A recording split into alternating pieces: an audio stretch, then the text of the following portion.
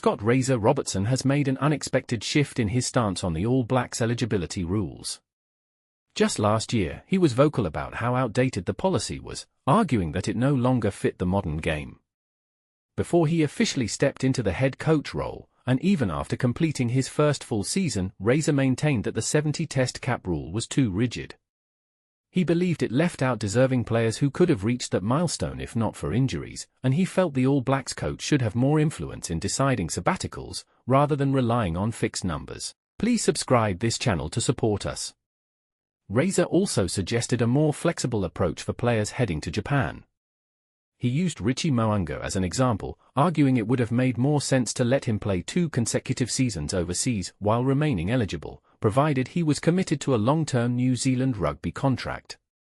Japanese clubs are moving away from short-term deals, and if New Zealand doesn't adjust, they risk losing control over sabbaticals altogether.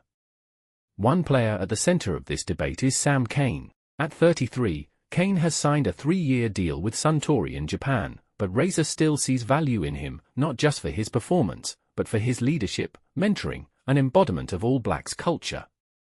If the rules allowed for a few select overseas players with a significant number of caps to be picked, Robertson would likely support it fully.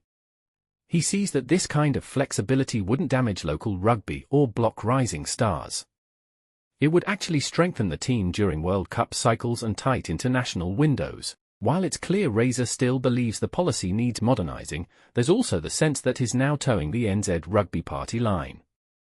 It seems both sides reached a middle ground. Robertson may get more say behind closed doors, but publicly, he's expected to fall in line. They even appeared together on a podcast to present a united front, but one can't help but wonder if this polished unity is stifling the very debate that could improve the system. And with number 7 options looking thin behind Cane and Ardie Saviour, it may be time for that debate to resurface.